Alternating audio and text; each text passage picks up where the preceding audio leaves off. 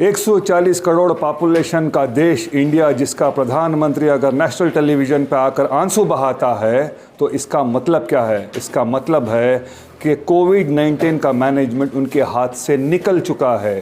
3 लाख से ज़्यादा लोगों की मौत, करोड़ों लोगों का बेघर होना और मेंटल साइकोलॉजी से बच्चों का 1.5 साल से घरों में रहना इस बात की गवाही देता है कि सेंट्रल गवर्नमेंट हो या स्टेट गवर्नमेंट हो, they have failed miserably in containing the कोविड-19। इस बात को बात करने के लिए आज हमारे पास कर्नाटका कांग्रेस के वर्किंग प्रेसिडेंट जनाब सलीम साहब हैं। आइए उनसे बात करते हैं। आप देख रहे हैं बेंगलुरु अखबार। कैमरामैन आफ्ताब के साथ मैं हूँ अशफाक सिद्दीकी।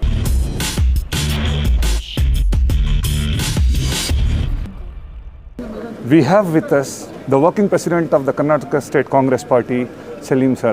Sir, एक साल में 3 लाख मौत, 140 करोड़ लोगों का बेघर होना, अकाउंटेबिलिटी किस पे फिक्स करेंगे आप? Total accountability lies with the government of India and the state governments. The Prime Minister Narendra Modi and Chief Minister Yediyurappa has to reply to this.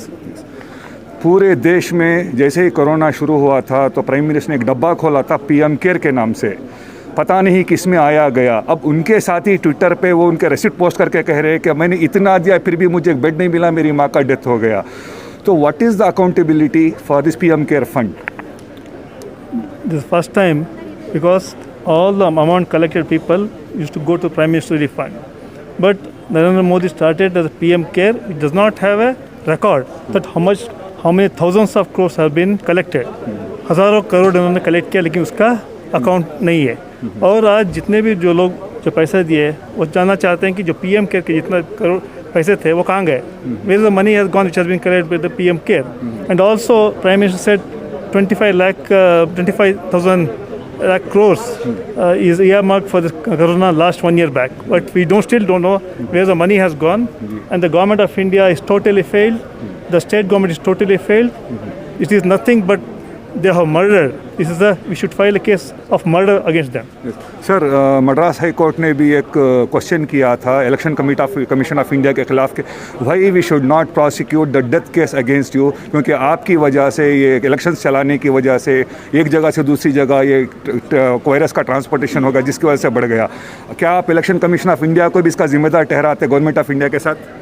2 लोगों को जिम्मेवार ठहराएंगे, एक तो prime minister of India and second election commission of India, क्योंकि election commission having elections with the direction of the Prime Minister and Government of India has created so much chaos in Corona. Lakhs of people have died. They have time to campaign in Bengal. They had time to campaign in Kerala, but they have left Corona. So in that case, the total responsibility lies in the Government of India and they totally have failed. जब से केंद्र सरकार के खिलाफ में ब्लैकलैश start हुआ है social media पे, तो गवर्नमेंट ऑफ इंडिया का नया नोटिफिकेशन आया है कि जितने सोशल मीडिया उनको कर्ब करने के लिए ट्विटर के ऑफिस पे भी रेड मारा गया। तो कांग्रेस पार्टी इसको किस तरह से देखती है? They want to control the democracy of the media, which is never happened. It was only happened at time of emergency. लेकिन अब they wanted to control the media to see that all negative things should not be published through Twitter or social media. So we condemn this because they have to have the democracy of highlighting what has happened, what wrong things have happened in the country. Sir, आज India के सबके lungs breathless हो गए हैं। इतना oxygen हम produce करने के बावजूद दिक्कत आ रही है, पूरे दुनिया से यहाँ पे आ रहा है, लेकिन सर्कुलेट कहाँ हो रहा है? कोई अकाउंटेबिलिटी नहीं आ रही है। क्या कांग्रेस पार्टी इसका कुछ इन्वेस्टिगेशन अपनी तरफ से कर रही है कि क्या ये पहुँच रहा है पब्लिक डिस्ट्रीब्यूशन सिस्टम जिसको कहते हैं?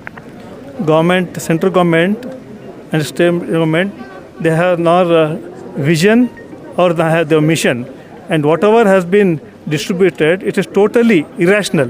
क्योंकि जो स्टेट रूलिंग बीजेपी है वहाँ ज़्यादा दिया गया है, मेडिसिन हो या ऑक्सीजन हो या दूसरे जो चीज़ें हैं, लेकिन जहाँ अपोजिशन है वहाँ बिल्कुल कम किया जाए। यहाँ भी जो पॉलिटिक्स कर रहे हैं। लास्ट सवाल सर, आखिरी question. Sir, Karnataka state government ने 1250 करोड़ का जो बजट दिया हुआ है, पैकेज दिया हुआ है, 6.5 करोड़ का डिवाइड करें तो 200 रुपये भी नहीं आता।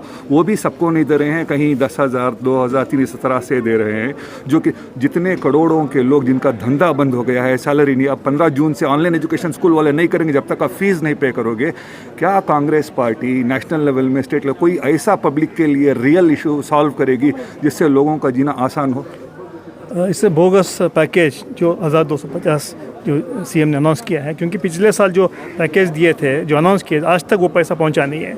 रहा इस पैकेज के बारे में, बिल्कुल हमारा जो अपोजिशन कांग्रेस पार्टी जब दबाव डाला कि इनको कि हर आदमी के अकाउंट में 10,000 डालना है, जो लॉकडाउन आप कर रहे हैं, लेकिन उसके लिए ये एक आई वॉश के लिए इस तरह पैकेज भेजा गया है। It is unscientific, a lot of issues are there, as rightly said, it does not reach to the common man.